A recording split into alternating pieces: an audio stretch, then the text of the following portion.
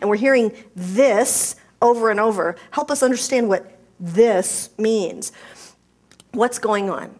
And she said, with this kind of thing, it's real obvious. What's going on is freedom.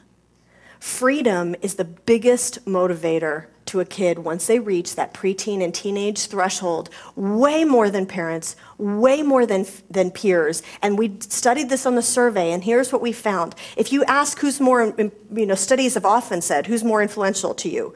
Your parents or your peers? And you get these sort of mixed answers. It's often all over the map. I mean, honestly, I've seen studies contradict each other about who's more influential. When you add in the influence of freedom in their life, suddenly it is far more influential than any person. 93% of the kids in our survey said that freedom has way more influence than any individual person.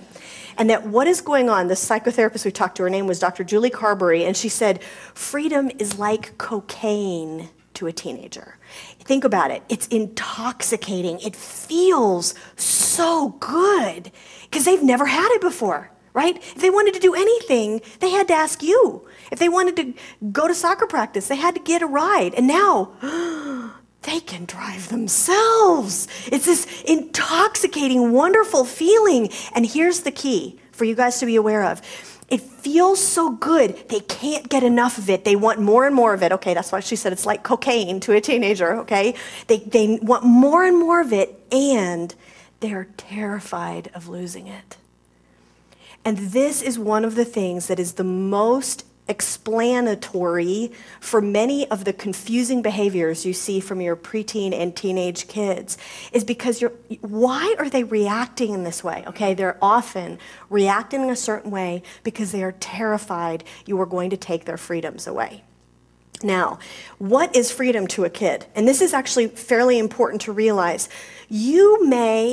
How many of you have applied a discipline, for example, and you've seen a reaction from your child that you think is way out of proportion? You're like, all I did was take away their cell phone for a couple days. What's the big deal?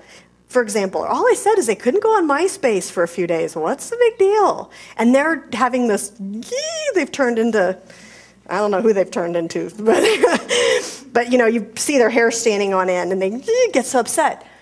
What is that about? It's because to them, freedom is that most precious, motivating, influential, incredibly wonderful feeling, and they have this knee-jerk reaction to the worry that they're going to lose it.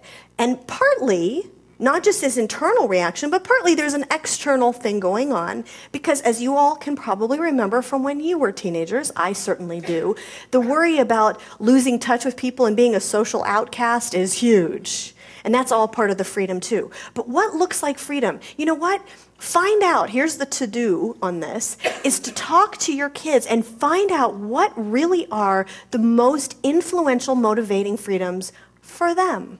It's not necessarily going to be the same for every kid. For one kid, their cell phone is their lifeline to the world. And this is, by the way, a pretty common statement that we heard from a lot of kids about whatever their favorite freedom was, but let's just say cell phone for a minute.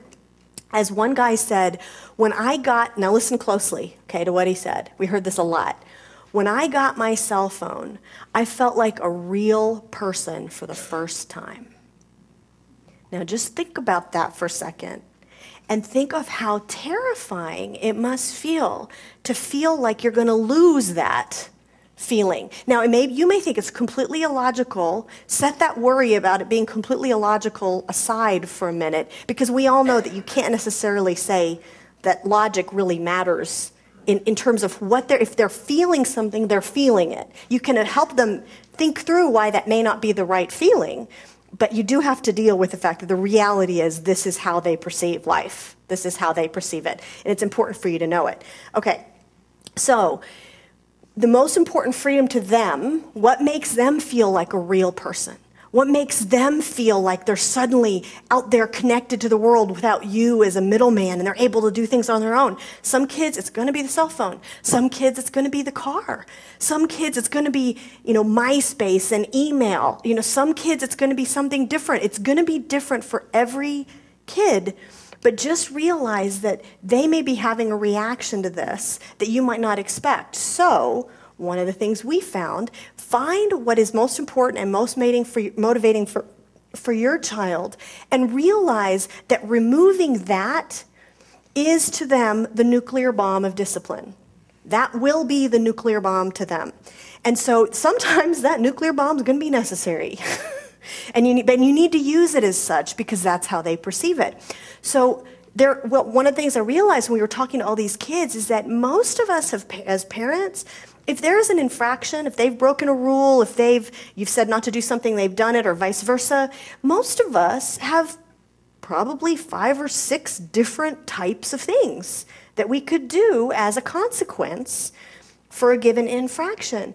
And so look, if it's more on the minor level, look at those things that won't trigger that knee-jerk, intense fear of losing their freedom. And because, again, it's not in their minds or yours worth the nuclear bomb.